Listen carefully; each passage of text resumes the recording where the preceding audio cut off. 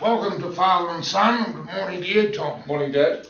Well, the election's taken an interesting turn. I think it's still too close to call, but it's very interesting when you look at the polls that Queensland and New South Wales are both showing quite strong rises for the coalition, yet the Labor Party is hanging on very well in Victoria and South Australia.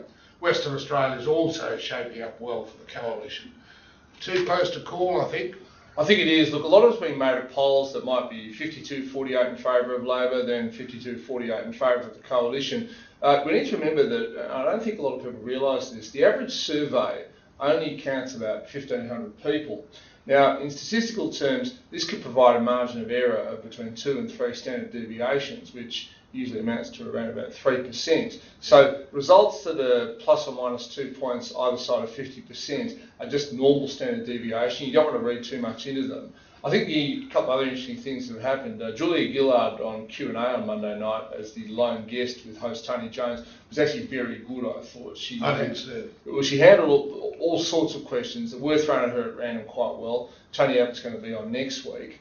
And I think another... I'm going on Thursday night. There's a special section of Q&A on population. Right. Where, who's that guy in Sydney?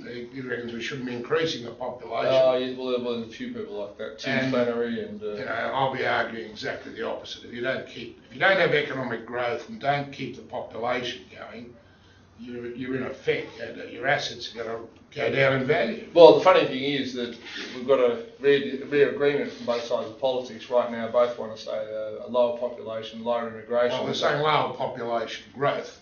Well, yes, a lower population growth, but they're also saying lower immigration from where it's been, and that's the other concern that's coming out is Julia Gillard looks like she's handing money out hand over fist. This is typical of Labor, and that's what's happened in their first term of government. She's going to spend, she's already committed $3 billion for water on the Murray-Darling. Now, in the paper in the Age today, it actually said that if the cut is 30%, she's going to have to find another $2 or $3 billion. I mean, I don't know where the money's going to come from. And then she's now promising to build some new railway line out in West Sydney. That's billions again, because the state government can't afford it. And they've been talking about that for about 20 years. Yeah, the rumour I hear is that the long-promised rail link between Tullamarine and Melbourne might eventuate in this election campaign as well. Look, the sad thing is from both sides of politics, because Australia still has a pretty good balance sheet, thanks to the Howard Costello years, both parties can borrow and spend. And to be fair, the Liberals are also promising quite a few things. Much more responsibly. I mean, they're cutting out, they're making many more savings in the bureaucracy. Yes. And I've heard Andrew Robb say on a number of occasions, whatever they're spending will be saving at least that amount, and they will get into a budget surplus in 3 years. Well, that's what we want to see. I was reading in the New York Times this morning in Britain, where they've got a monumentally horrible budget deficit. All the big cuts have suddenly come in, and all sorts of government departments, things like the British Film Board that hands out lottery money to filmmakers, they're just being abolished. Various towns and communities like Coventry is having all these services cut, no more schools built, no old schools refurbished. Like it's really starting to hit home over in Europe that you cannot keep spending beyond your means for too long. And I hope that ideologically the Liberal Party manages to convince the Australian people of the need for us to look at what's happening overseas and not fall into the same trap. Couldn't agree with you more. Well, we just got to hope that the Liberals can get up. It looks like Queenslanders have certainly turned on the Labor Party. And the Australian this morning said there's 18 marginal seats in New South Wales and Queensland. That's probably right. 3 in Western Australia, which the Libs could win. I was down in Perth at that Barassi debate last week, and the leader of the opposition said to me that they think they'll win 1 Braddon and they might even pick up 2 in Tassie. If that happens, they'll win the election. Of course, here in the People's Republic of Victoria, it might be more of a battle between the Greens and the Labor Party. Just on another issue as well, I thought Tony Abbott rather unfortunately got himself in a muddle last night when it came to talking about broadband. Now, like it or not, broadband is an important difference between the two parties. Labor says it wants to spend, as we know, anywhere up to between 30 and 43 billion on the so-called NBN. The Liberals have said they'll do a cut price version for 6, 7 or 8 billion.